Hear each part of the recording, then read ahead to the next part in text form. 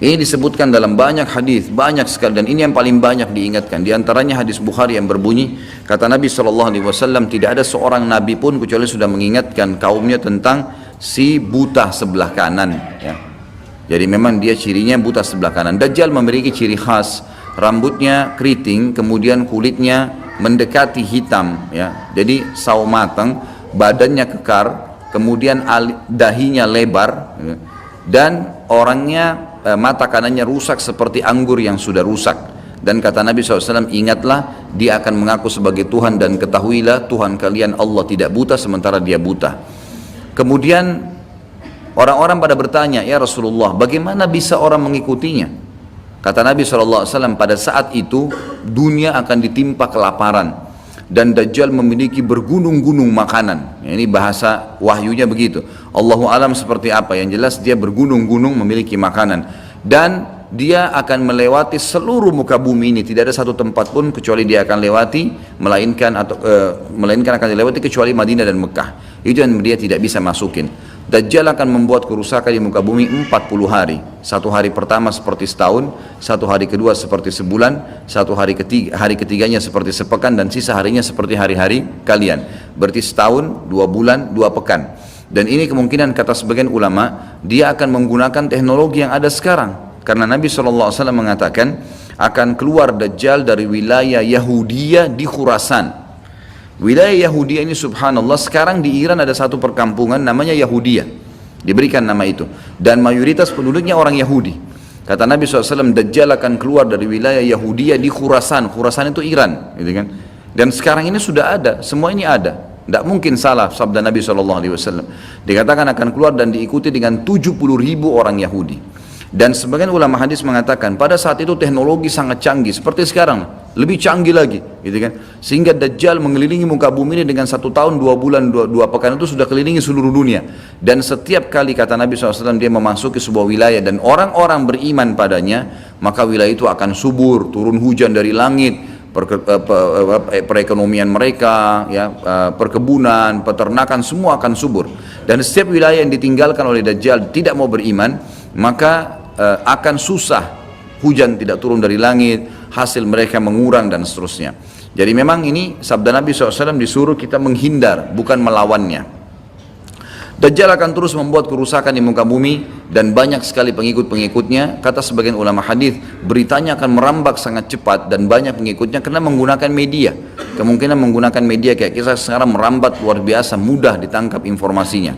Dajjal akan dikenal oleh orang-orang, Jadi orang-orang akan banyak yang tidak beriman sama Allah, yang munafik, semuanya ikut. Termasuk ada yang mengaku Islam tapi munafikin menjadi pengikutnya Dajjal. Ya. Kemudian Dajjal akan keliling terus di muka bumi sampai dia tiba di Madinah, yang diceritakan kota Madinah. Dan dia tidak bisa memasuki kota Madinah karena di setiap pintu gerbangnya ada malaikat yang menghunuskan pedang. Ada 2 malaikat yang menghunuskan pedang dan menghadangnya. Maka Dajjal pun tidak bisa masuk. Allahu alam bagaimana ini terjadi, tapi ini sabda Nabi SAW. Lalu Dajjal pun mencari gunung tertinggi yang ada di sekitar perbatasan Madinah. Sebagian ulama yang pernah saya tangkap bahasa mereka mengatakan batas Madinah yang paling mudah dijangkau dan masuk adalah Wadi Aqiq. Wadi Aqiq sebuah lembah yang kebetulan dulu berada di depan kampus kami. Jadi di situ dianggap kalau sudah keluar dari situ berarti sudah keluar dari wilayah haram itu sendiri.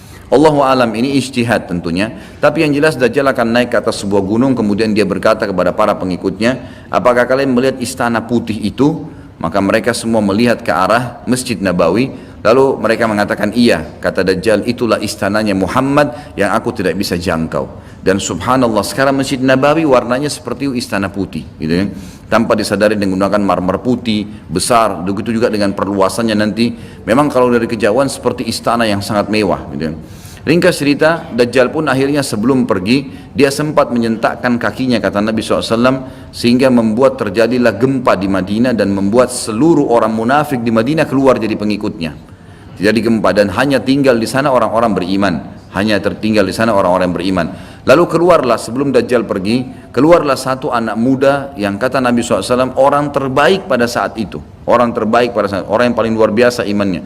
Masih muda di sini ulama mengatakan istilah syab dalam bahasa Arab bisa dari mulai balik 12 tahun sampai 40 tahun. Nanti keluar seorang anak muda yang diistilahkan syab antara umur ini. kemudian keluar dan sempat melihat Dajjal.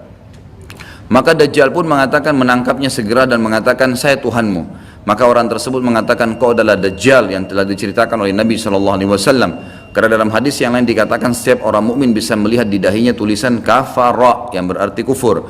Dia bisa membaca bahasa Arab atau tidak, tapi dia akan bisa membaca dengan hikmah Allah. Matanya orang mukmin bisa melihat itu sehingga dia tahu ini adalah Dajjal. Kemudian Dajjal pun mengambil gergaji dan membelah dua dari kepala sampai kemaluannya, sehingga anak muda itu terbelah dua dan Dajjal melewati tengah-tengahnya dan seluruh pengikutnya bersorak-sorak. Lalu Dajjal berkata, bangkitlah, bangkit kembali bersatu. Lalu kata Dajjal, apa kau sudah yakin saya Tuhanmu?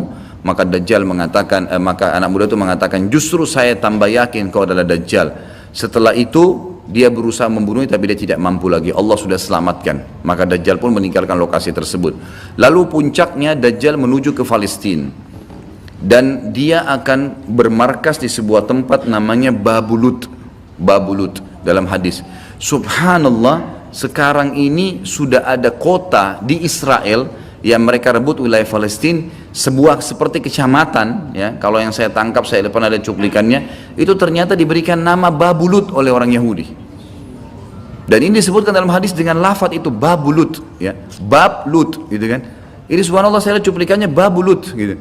Ini luar biasa ini, seperti sabda Nabi SAW. Dan sekarang mereka lagi fokus membangun, menjadikan wilayah itu wilayah yang paling mewah di Israel. Subhanallah, gitu kan.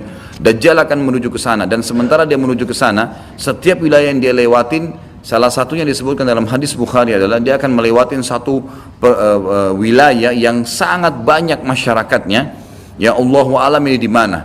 Apakah di wilayah Cina? Apakah di pokoknya masyarakat komunitasnya paling besar. Kita tahu sekarang Cina sama India ini tempat yang sangat luas, gitu. Banyak masyarakatnya, dia akan melewati wilayah yang banyak masyarakatnya, lalu kemudian dia berkata kepada pemimpinnya, Allahu alam, ini presiden kah, raja kah, kepala suku kah, dia akan berkata bahwasanya saya Tuhanmu. Maka orang itu mengatakan, apa buktinya kau Tuhan saya? Dia bilang, bagaimana kalau saya hidupkan kedua orang tuamu? Apa kau akan percaya saya Tuhanmu? Maka orang itu berkata, tentu saja. Ada Dajjal, tunjukkan kuburannya. Ditunjuk kuburannya, lalu Dajjal mengatakan, keluarlah. Maka keluarlah orang tuanya dan berkata ibu ayahnya, ikutlah pada orang ini karena dia adalah Tuhanmu. Maka akhirnya kepala suku atau kepala negara itu pun menyatakan ikut, dan seluruh masyarakatnya ikut. Jadi luar biasa, miliaran orang jadi pengikut Dajjal pada saat itu. Maka Nabi SAW sudah membongkar buat kita itu, berkata apa?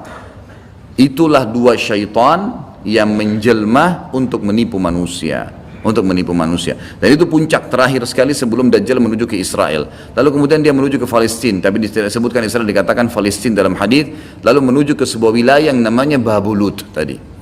Lalu Dajjal berpesta pora di sana dengan pengikut-pengikutnya, mentuhankan dia berikan makanan, kaya raya, segala macam dia bisa lakukan, fitnah, gitu kan.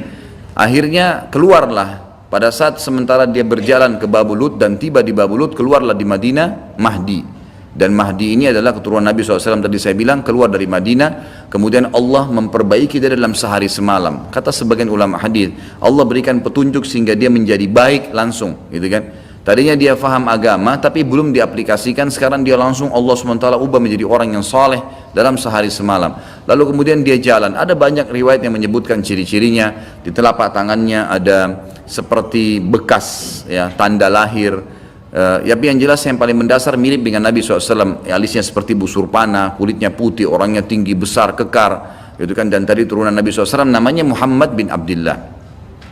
Maka dia pun akhirnya didatangi oleh orang-orang yang pada saat itu sudah tahu tentang keluarnya Dajjal, sudah informasi menyebar. Maka mereka juga sudah tahu ada orang yang akan membentuk pasukan dari Madinah namanya Muhammad bin Abdullah. Lalu mereka carilah keturunan Nabi SAW itu, lalu ditemukan.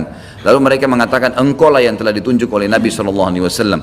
Maka keluarlah memimpin kami untuk memerangi Dajjal. Dia pun awalnya menolak sampai dia pergi ke Mekah, kata Nabi SAW, lalu diikuti oleh 300 orang masyarakat membaiatnya. Lalu terbentuklah pasukan muslimin yang tidak tahu Allahu alam berapa jumlahnya pada saat itu. Lalu mereka menuju ke Palestina, melewati negeri Palestina, melewati negeri Syria, dan akhirnya mampir di Masjid Darul Baidha tadi, menara putih yang tujuannya untuk mengerjakan sholat asar. Dan pada saat itu terjadilah tanda-tanda kiamat besar ketiga. Isa alaihissalam akan turun.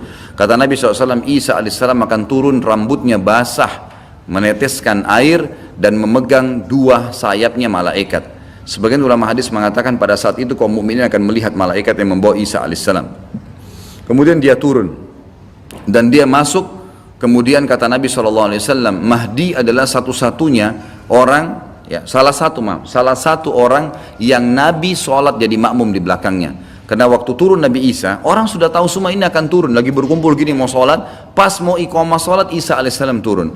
Dan orang-orang sudah mengatakan Isa sudah datang. Jadi informasi pasti, bukan lagi yang diragukan, bukan masih nebak ini Isa atau bukan, mereka sudah tahu. Turunnya kelihatan dan mereka masuklah. Lalu kemudian Mahdi mengatakan silakan memimpin, hai Nabiullah. Kata Nabi Allah, imam dari diri kalian, dari kalian sendiri, dari kaum muslimin. Maka akhirnya dia pun menjadi imam. Kemudian terbentuklah pasukan tersebut tiba di Babulus.